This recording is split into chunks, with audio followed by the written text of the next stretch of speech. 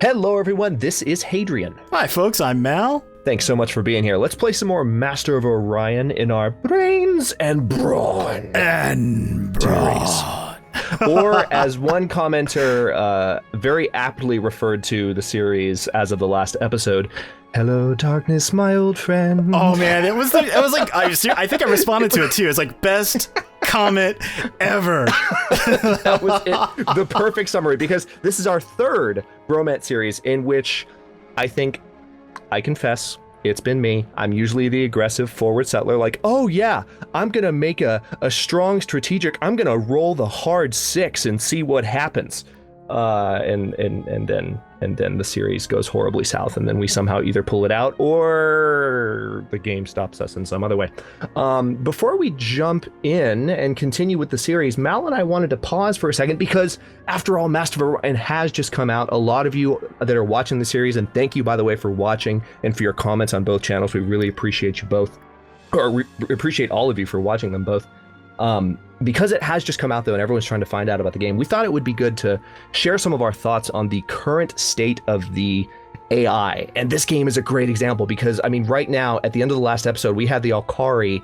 It's just a fleet of frigates, so theoretically, I mean, I don't think these frigates have bombs on them. I don't think they can attack my planets, but they have just cruised in with 11 frigates and are currently, with no provocation whatsoever, the Alkari are way down here. Way down here.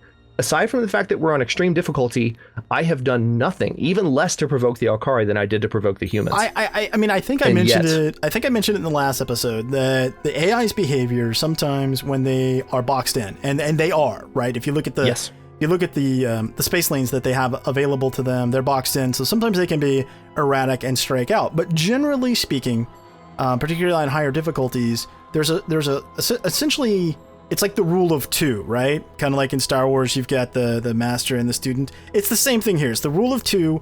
If you're 2 systems away where you have activity, be it creating a colony or parking ships or what have you, generally speaking, that means that the AI will leave you alone. And you've got 3 system gap between you and them. And I don't know if they saw the colony ship going to Hayek as an act of aggression, maybe, but still, I mean, there's plenty of space between the two of you. So the only other thing that I can think of for the AI, again, is that they feel boxed in, so they're going to come out swinging. However, didn't you say you had positive like traits and disposition with them? Yes, I was actually just pointing to that on the screen. I'll go back to it while you were talking, just so people could see. My disposition with them is calm, which is leaning green, of course. The only 2 actual diplomatic factors I have in play are both positive, and that's that I signed a trade treaty with them recently and opened an embassy in their territory recently. So it just doesn't... My thoughts on the AI, we've talked about this multiple times in our bromance series so far. We've always played on extreme difficulty since Extreme was announced, and it's been a lot of fun. But, you know, the AI... I think we would both ideally prefer is more than one that is just a bludgeon, that just goes out and smacks things for the sake of smacking them, and an AI that is rigorous and intelligent and weighs its options, and when it commits an act of aggression, you sit there going, oh god, that sucks, but I totally understand why you did that. Well, case in point, even though the humans kind of broke their character persona, it kind of made sense because you had I forward settled them like a jerk, and you had a ship in their system, you didn't even realize it, and it got destroyed. Yeah. So that one I can say, okay, I get, but the Alkari, aka Honorable War Space Birds, they would be doing this for what reason? You know, there's no CB, there's no real reason for them to do it. And so that bothers me. And it's been bugging me for a couple of months now. The AI, while it has improved, and I'm hopeful that it's definitely improved. They'll continue to improve it. And everything I've read indicates that, and conversations with the devs indicate that they're going to continue to support this with patches and upgrades down the road. The AI, and this is true for me at least, of any strategy game, is that you want, at least especially at playing on higher level difficulty, you want some predictability. Yes, if they're sneaky and they throw you a curveball, that's fine because it keeps the game interesting, but you don't want them to completely break it's almost like their logic is broken because they're either they have personas and they have aggression standards based on that, which is my understanding that they do, or they don't. So which is it? Because right now it's just consistently inconsistent. Right, and just a couple of notes on that. First of all, Mal used a technical grand strategy term a second ago. For the uninitiated, CB stands for Casus Belli. It's not just a grand strategy term. It's been very common in Paradox strategy titles, but it's about to be brought much more mainstream because Civilization 6 is going to have a Casus Belli system. But it just means a just cause for war. So if an enemy has a CB, as Mal was saying, then they have a right to attack me. And as we were saying, the Alkari really don't. But the other thing I will say is that we're not just having this discussion based on this series alone. Obviously, we've talked about past series, but just today I was tweeting about some stuff. It was really just meant as honest feedback, more than anything else.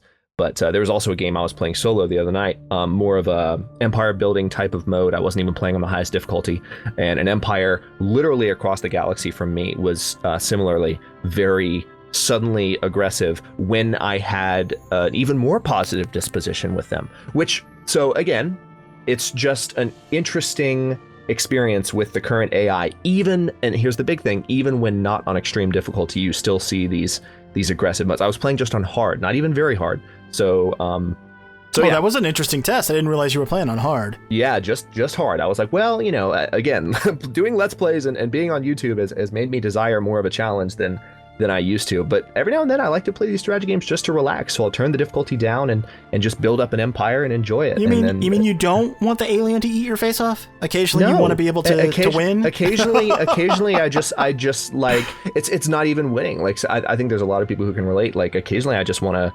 to build an empire. I don't even necessarily want to fight that much. I actually really appreciate games. And this is where Master of Orion, let me close this discussion or move towards closing it with a positive note. One of the things I have always liked about Master of Orion's AI, when it's not being this strangely aggressive new incarnation of itself, is that it is more diplomatic. It does provide players with the opportunity to actually build an empire, and you can interact with the AI without getting your face eaten off. I'm a huge fan of the old real-time 4X Sins of a Solar Empire. And in that game, one of the things I always wanted was for the AI to be a bit more diplomatic, because they too just are constantly aggressive. They're designed to just want to win. And it's like, well, can't we have a game where we're simulating these empires just trying to maintain peace, Right, because occasionally commerce wins, Right. Better to trade resources and what have you than be at war, which is extremely costly. I mean, yeah.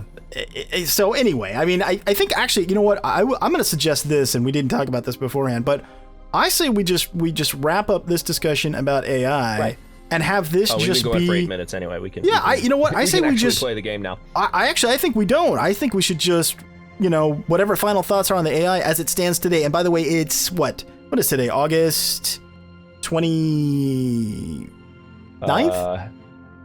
What is today? Hang on. End of August of 2016 is when we're having this discussion, just for point of reference for people watching. You're right. And I think we just publish this as its own thing. Let's just publish this as a discussion about the AI, and people can choose to watch it or not. And we will pick up with gameplay in the next episode. So this can kind of stand on its own, and I'd like to collect some feedback.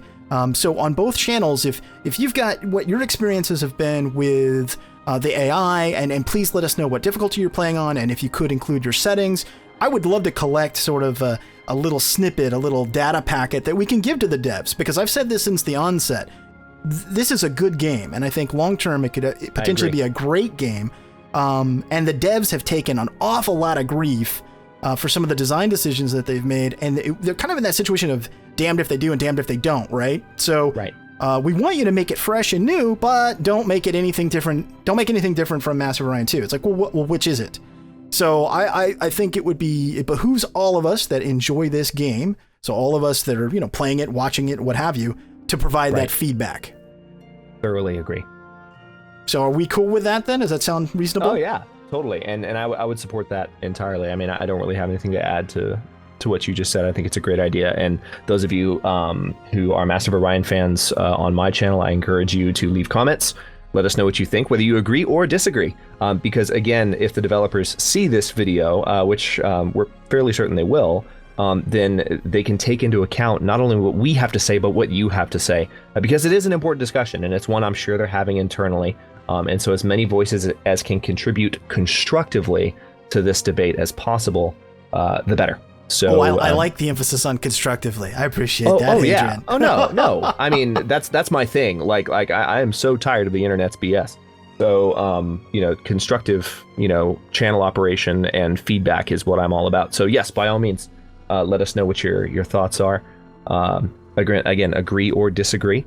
And we look forward to continuing this discussion with you in the comments. But yes, for now, we will go ahead and cut this one here. And in the next episode, I'm not going to do a full trail out like usual because you guys know what the deal is. But we will continue the bromance. I was about to say metal and stone, but this is brains and brawn. Brains and brawn. In the very next episode, I'm going to have to sing Sound of Silence again at the beginning of the next one just for context. This is why you're doing this to me. You can. It's fine. You just wanted to make me do it again. It's fine. It's a good song anyway. I've got an idea, said Mal. I'm going to make this not a real episode, so Hadrian has to do it again. It fits in perfectly. It's fine. They won't mind. Anyway, folks, again, please give us your feedback on your games and what's going on with you, what you think about the current state of the AI in Master of Orion. Again, we think the game is good, but it could be great, and that's we're speaking from that point of view. So again, give us your feedback in the comments. Thanks so much for watching. Till next time, he's Hadrian, I'm Mal, and we will see you later.